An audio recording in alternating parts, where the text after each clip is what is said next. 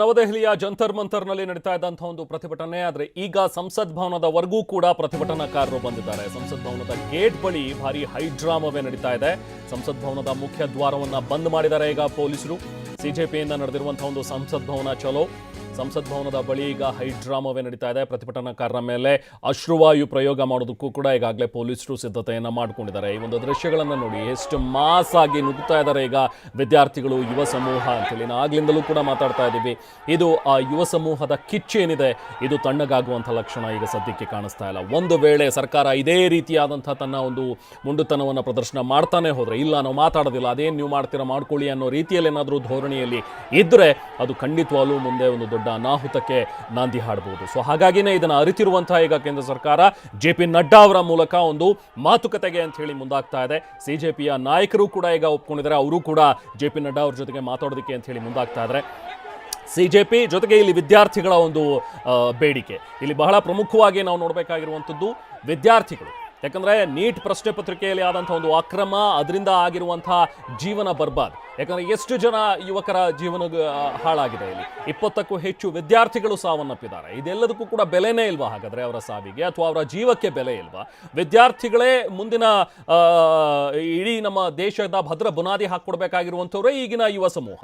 ಇವರೇ ಈ ರೀತಿಯಾದಂಥ ಒಂದು ಅಕ್ರಮಗಳಲ್ಲಿ, ಅಕ್ರಮದ ಸುಳಿಗೆ ಸಿಲುಕಿ ಅವರ ಜೀವನಗಳು ಹಾಳಾಗ್ಬಿಟ್ರೆ, ಜೀವನ ಬರ್ಬಾದ್ ಆಗ್ಬಿಟ್ರೆ ಮುಂದೆ ನಮ್ಮ ಭಾರತದ ಪರಿಸ್ಥಿತಿ ಏನಾಗಿರ್ಬೇಕಾಗಾದ್ರೆ, ಫ್ಯೂಚರ್ ಏನಾಗಿರುತ್ತೆ ಹಾಗಾದ್ರೆ? ಸೊ ಅದರ ಒಂದು ಅರಿವು ಈಗ ಯುವ ಸಮೂಹಕ್ಕೆ ಬಂದಿದೆ. ಸೊ ಹಾಗಾಗಿನೇ ಇವತ್ತು ಯುವ ಸಮೂಹ ಸೆಟೆದು ನಿಂತಿದೆ, ತನ್ನ ಆಕ್ರೋಶವನ್ನು ವ್ಯಕ್ತಪಡಿಸ್ತಾ ಇದೆ. ನಮ್ಮನ್ನು ಆಳುವಂತಹ ಸರ್ಕಾರಗಳು, ನಮ್ಮನ್ನು ಆಳುವಂತಹ ನಾಯಕರುಗಳಿಗೆ ಇದು ಬಿಸಿ ಮುಟ್ಟಬೇಕು ಅನ್ನೋ ರೀತಿಯಲ್ಲಿ ನಡೀತಾ ಇರುವಂತಹ ಒಂದು ಪ್ರತಿಭಟನೆ. ನಾವು ಪ್ರತಿನಿಧಿ ಹರೀಶ್ ಮತ್ತಷ್ಟು ಡೀಟೇಲ್ಸ್ ನೀಡ್ತಾ ಇದ್ರು. ಹರೀಶ್, ನಾವು ಮಾತಾಡ್ತಾ ಇದ್ವಿ, ನೀವು ಹೇಳಿದ್ರಿ ಆಗಲೇ ಈ ಹಿಂದೆ ಯಾವತ್ತೂ ಕೂಡ ನೋಡಿರೋದಂಥ ಒಂದು ಭದ್ರತೆ ಈಗ ಸಂಸತ್ ಭವನದಲ್ಲಿ ಕಾಣಿಸ್ತಾ ಇದೆ ಅಂತೇಳಿ. ನಾವು ಕೂಡ ಗಮನಿಸಿದ್ವಿ ವಿಜುವಲ್ಸಲ್ಲಿ. CISFನ ಯೋಧರು ಗನ್ಗಳನ್ನು ಏಮ್ ಮಾಡಿ ನಿಂತ್ಕೊಂಡಿದ್ದಾರೆ. ಅಲ್ಲಿಗೆ ಫೈರ್ ಬ್ರಿಗೇಡ್ನ ವೆಹಿಕಲ್ಗಳು ಬಂದಿವೆ ಅಶ್ರುವಾಯು ಸಿಡಿಸೋದಕ್ಕೆ. ಸದ್ಯಕ್ಕೀಗ ಅಲ್ಲಿನ ಒಂದು ಪರಿಸ್ಥಿತಿ ಹೇಗಿದೆ ಹರೀಶ್? ಯಾಕಂದ್ರೆ ಈಗ ಈ ಸಮೂಹವನ್ನ, ಈ ಯುವ ಸಮೂಹವನ್ನ ತಡೆದು ನಿಲ್ಲಿಸಬೇಕು ಅಂತ ಹೇಳಿದ್ರೆ ಇವ್ರ ಜೊತೆಗೆ ಮಾತುಕತೆ ಒಂದೇ ದಾರಿ. ಇಲ್ಲ ನಾವು ಮಾತಾಡಲ್ಲ ಅಂತ ಹೇಳಿ ನಾವೇನಾದ್ರೂ ಬಂಡತನವನ್ನು ಪ್ರದರ್ಶಿಸಿ, ಇಲ್ಲ ನೀವು ಏನು ಪ್ರತಿಭಟನೆ ಮಾಡ್ತೀರಿ ಮಾಡಿ, ನಾವು ಬಲ ಪ್ರಯೋಗ ಮಾಡ್ತೀವಿ ಅಂತ ಹೋದ್ರೆ ಬಹುಶಃ ಇದು ಮತ್ತಷ್ಟು ಜಾಸ್ತಿ ಆಗ್ಬೋದು, ಮತ್ತಷ್ಟು ವಿಕೋಪಕ್ಕೆ ಹೋಗ್ಬೋದು. ಸದ್ಯದ ಪರಿಸ್ಥಿತಿ ಹೇಗೆ ಈಗ ಹರೀಶ್? ರೆಹಮಾನ್, ಕಳೆದ 2-3 ವರ್ಷಗಳ ಹಿಂದೆ ದೆಹಲಿಯ ಹೊರಗಡೆ ರೈತರು ಬಹಳ ದೊಡ್ಡ ಪ್ರತಿಭಟನೆಯನ್ನ ಮಾಡಿದ್ರು. ಅವರು ಟ್ರ್ಯಾಕ್ಟರ್ಗಳ ಮೂಲಕ ಬಂದಿದ್ರು. ಅವರು ಕಾಣಿಸ್ತಾ ಇತ್ತು, ಅವ್ರು ಬರ್ತಾ ಇರೋದು ಕಾಣಿಸ್ತಾ ಇತ್ತು. ಹಾಗಾಗಿ ಅವ್ರನ್ನೆಲ್ಲರನ್ನು ಕೂಡ ಅಲ್ಲೇ ಗಡಿಗಳಲ್ಲೇ ಅವ್ರನ್ನ ತಡೆ ಹಿಡಿಯಲಾಗಿತ್ತು. ಆದ್ರೆ ವಿದ್ಯಾರ್ಥಿಗಳು ಹೇಗ್ ಬಂದ್ರು ದೆಹಲಿ ಒಳಗೆ ಅನ್ನುವಂತಹದ್ದು ಬಹಳಷ್ಟು ಕೇಂದ್ರ ಸರ್ಕಾರಕ್ಕೆ ಊಹೆಯನ್ನ ಮಾಡ್ಲಿಕ್ಕೆ ಸಾಧ್ಯ ಆಗಿರ್ಲಿಲ್ಲ. ಅಂದ್ರೆ ಪ್ರತಿದಿನ ಜಂತರ್ ಮಂತರ್ನಲ್ಲಿ ಕೇವಲ 30ರಿಂದ 40 ಜನ, 100 ಜನ ಹೀಗೆ ಕೂತ್ಕೊಳ್ತಾ ಇದ್ರು. ಸೋನಂ ವಾಂಗ್ಚುಕ್ ಅವರಿಗೆ ಒಂದು ಪ್ರತಿಭಟನೆಗೆ, ಅವರ ಸತ್ಯಾಗ್ರಹಕ್ಕೆ ಬೆಂಬಲವಾಗಿ ಒಂದು 200ರಿಂದ 300 ಜನರು ಕೂಡ ಹೀಗೆ ಸೇರ್ತಾ ಇದ್ರು. ಆದ್ರೆ ಈ ಪ್ರತಿಭಟನೆ ಏನಿದೆ ಇದು ದೊಡ್ಡ ಮಟ್ಟದಲ್ಲಿ ಆಗೋದಿಲ್ಲ. ಮತ್ತೆ ಇವತ್ತು ಏನು ಒಂದು ಮಾರ್ಚ್ ಅನ್ನ ಹಮ್ಮಿಕೊಂಡಿದ್ರು, ಅಂದ್ರೆ ಸಂಸತ್ ಭವನ ಚಲೋವನ್ನು ಹಮ್ಮಿಕೊಂಡಿದ್ರು, ಇದು ಯಶಸ್ವಿ ಆಗಲ್ಲ. ಒಂದು ಸೇರಿದ್ರು ಒಂದು 2000ರಿಂದ 3000 ಜನ ಸೇರಬಹುದು ಅನ್ನುವಂತ ಅಂದಾಜು ಕೇಂದ್ರ ಸರ್ಕಾರಕ್ಕೆ ಇದ್ದಂತೆ ಕಾಣಿಸ್ತಿದೆ. ಆದ್ರೆ ಈ ಪ್ರತಿಭಟನೆ ಯಾವ ಹಂತಕ್ಕೆ ಹೋಗುತ್ತೆ ಅನ್ನುವಂಥದ್ದನ್ನು ಊಹೆ ಮಾಡಲಿಲ್ಲ. ಹಾಗಾಗಿ ದೆಹಲಿಯ ಗಡಿಗಳಲ್ಲಿ ವಿದ್ಯಾರ್ಥಿಗಳು ಬರೋದನ್ನ ತಡೆಯೋದಾಗ್ಲಿ ಈ ತರದ ಯಾವ ಕೆಲಸಗಳನ್ನ ಕೂಡ ಆಗಿರಲಿಲ್ಲ. ಹಾಗಾಗಿ ಇವತ್ತು ದೆಹಲಿಯ ಜಂತರ್ ಮಂತರ್ನಲ್ಲಿ ಸಾಕಷ್ಟು ಮಂದಿ ವಿದ್ಯಾರ್ಥಿಗಳು ಸೇರಿದ್ದಾರೆ. ದೆಹಲಿ ಸೇರಿದಂತೆ ದೆಹಲಿಯ ಅಕ್ಕಪಕ್ಕದ ರಾಜ್ಯಗಳಿಂದಲೂ ಕೂಡ ಹೆಚ್ಚಿನ ಸಂಖ್ಯೆಯಲ್ಲಿ ವಿದ್ಯಾರ್ಥಿಗಳು ಬಂದಿರುವಂತಹದ್ದು. ರಾಜಸ್ಥಾನ, ಹರಿಯಾಣ, ಉತ್ತರ ಪ್ರದೇಶ ಈ ಎಲ್ಲ ಭಾಗದಿಂದಲೂ ಕೂಡ ಹೆಚ್ಚಿನ ಸಂಖ್ಯೆಯಲ್ಲಿ ಯುವಕರು ಬಂದು ಸೇರಿದ್ದಾರೆ. ಅದು ಕೂಡ ಕೇವಲ ಜಂತರ್ ಮಂತರ್ನಲ್ಲಿ ಅಲ್ಲ, ಜಂತರ್ ಮಂತರ್ನಿಂದ ಹಿಡಿದು ಪಾರ್ಲಿಮೆಂಟ್ ಸ್ಟ್ರೀಟ್ ಇಂದ ಹಿಡಿದು ಪಾರ್ಲಿಮೆಂಟ್ ಕಾಂಪೌಂಡ್ ವರೆಗೂ ಕೂಡ ಈಗ ವಿದ್ಯಾರ್ಥಿಗಳು ಬಂದಿದ್ದಾರೆ ಅನ್ನುವಂತಹ ಮಾಹಿತಿ ಸಿಗ್ತಾ ಇದೆ. ಆದ್ರೂ ಕೂಡ ಪಾರ್ಲಿಮೆಂಟ್ ಭವನದ ಪಕ್ಕದಲ್ಲೇ ಇರತಕ್ಕಂತಹ ರೈಲ್ವೆ ಭವನದವರೆಗೂ ಕೂಡ ವಿದ್ಯಾರ್ಥಿಗಳು ಬಂದಿದ್ದಾರೆ. ಅಲ್ಲಿ ದೊಡ್ಡ ಮಟ್ಟದ ಬ್ಯಾರಿಕೇಡ್ ಗಳನ್ನ ಅಳವಡಿಸಲಾಗಿದೆ. ಆ ರಸ್ತೆಯನ್ನು ದಾಟಿ ಪಾರ್ಲಿಮೆಂಟ್ ರಸ್ತೆಗೆ ಬರಬಾರದು ಅನ್ನುವಂತಹ ಕಾರಣಕ್ಕಾಗಿ ದೊಡ್ಡ ಮಟ್ಟದಲ್ಲಿ ಅಲ್ಲಿ ಬ್ಯಾರಿಕೇಡ್ ಗಳನ್ನೆಲ್ಲ ಹಾಕಲಾಗಿದೆ. ದೆಹಲಿ ಅಂತಂದ್ರೆ ಅಲ್ಲಿ ಸರ್ಪಗಾವಲು ಇದ್ದೇ ಇರುತ್ತೆ. 24x7 ಅಲ್ಲಿ ಏನು ಕಣ್ಗಾವಲನ್ನ, ಭದ್ರತೆ ವಿಚಾರವಾಗಿ ಕಣ್ಗಾವಲನ್ನ ಇಟ್ಟಿರ್ತಾರೆ. ಆದ್ರೆ ಇವತ್ತು ಹೆಚ್ಚುವರಿಯಾಗಿ ಹೆಚ್ಚು ಭದ್ರತಾ ಸಿಬ್ಬಂದಿಗಳನ್ನ ನಿಯೋಜನೆ ಮಾಡಲಾಗಿದೆ. ITBP, Indo Tibetan border force ಆಗಿರ್ಬೋದು, ಜೊತೆಗೆ RAF, ರ್ಯಾಪಿಡ್ ಆಕ್ಷನ್ ಫೋರ್ಸ್ ಆಗಿರ್ಬೋದು, BSF ಆಗಿರ್ಬೋದು, CASF, CRPF, ಹೀಗೆ ಎಲ್ಲಾ ರೀತಿಯಾದಂತಹ ಪಡೆಗಳನ್ನ ಅಲ್ಲಿ ನಿಯೋಜನೆ ಮಾಡಲಾಗಿದೆ.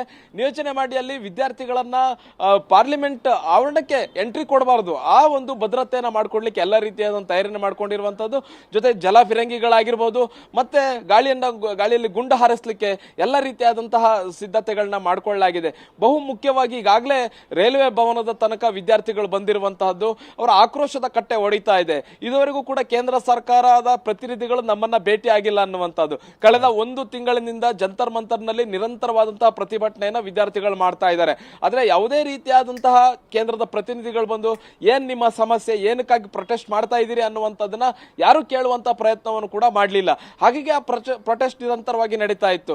ಇವತ್ತು ಸಂಸತ್ ಅಧಿವೇಶನ ಆರಂಭ ಆಗುತ್ತೆ, ಮುಂಗಾರು ಅಧಿವೇಶನ ಇವತ್ತು ಆರಂಭ ಆಗುತ್ತೆ. ನಾವು ಪಾರ್ಲಿಮೆಂಟ್ ಚಲೋ ಹಮ್ಮಿಕೊಳ್ತೀವಿ ಅನ್ನುವಂತಹ ಎಚ್ಚರಿಕೆಯನ್ನು ಕೂಡ ಕೊಟ್ಟಿದ್ರು ಕೂಡ ಯಾವುದೇ ರೀತಿಯಂತ ಕೇಂದ್ರದ ಪ್ರತಿನಿಧಿಗಳು ಬಂದು ಅವರ ಸಮಸ್ಯೆಯನ್ನು ಕೇಳುವಂತ ಪ್ರಯತ್ನ ಆಗಿರಲಿಲ್ಲ. ಮತ್ತೆ ಅದನ್ನ ಎಲ್ಲ ಒಂದ್ ಕಡೆ ಕೇಂದ್ರ ಸರ್ಕಾರ ನೆಗ್ಲೆಕ್ಟ್ ಕೂಡ ಮಾಡಿತ್ತು. ಇವತ್ತು ಸಹಸ್ರಾರು ಸಂಖ್ಯೆಯಲ್ಲಿ ಲಕ್ಷಾಂತರ ವಿದ್ಯಾರ್ಥಿಗಳು ದೆಹಲಿಯಲ್ಲಿ ಸೇರಿರುವಂತಹದ್ದು.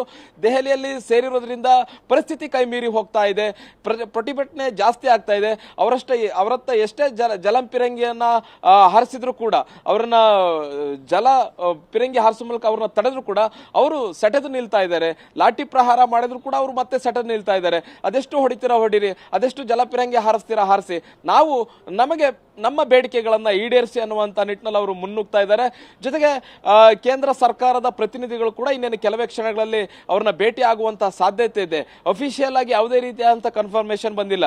ಅಂದ್ರೆ ಒಂದು ಮೂಲಗಳ ಪ್ರಕಾರ JP ನಡ್ಡಾ ಅವರು, ಕೇಂದ್ರ ಸಚಿವರಂತ JP ನಡ್ಡಾ ಅವರು ಈ ವಿದ್ಯಾರ್ಥಿಗಳನ್ನ ಭೇಟಿಯಾಗಿ ಅವರ ಬೇಡಿಕೆಗಳನ್ನು ಏನು ಅನ್ನುವಂಥದ್ದನ್ನ ಕೇಳ್ತಾರೆ ಅನ್ನುವಂಥದ್ದನ್ನ ಈಗ ಮೂಲಗಳು ತಿಳಿಸ್ತಾ ಇರುವಂತಹದ್ದು. ಹೀಗಾಗಿ ಪ್ರತಿಭಟನೆ ವಿಕೋಪಕ್ಕೆ ಹೋಗ್ತಾ ಇರೋದ್ರಿಂದ ಈಗ ಕೇಂದ್ರ ಸರ್ಕಾರ ಒಂದು ಹೆಜ್ಜೆ ಮುಂದನ್ನ ಇಟ್ಟಿದೆ.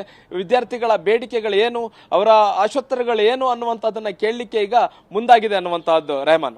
ಹರೀಶ್ ಹೋಲ್ಡ್, ನಾನು ಮತ್ತೆ ಮಾತಾಡ್ತೀನಿ ನಿಮ್ಮ ಜೊತೆಗೆ. ನೋಡಿ, ಒಂದು ದೃಶ್ಯಗಳನ್ನ ನಾವೇನು ನೋಡ್ತಾ ಇದ್ದೀವಿ, ಸಂಸತ್ ಭವನದ ಒಂದು ದೃಶ್ಯಗಳನ್ನ ನೋಡಿದ್ವಿ. ಹೆಚ್ಚಿನ ಭದ್ರತೆಯನ್ನು ಒದಗಿಸಲಾಗಿದೆ.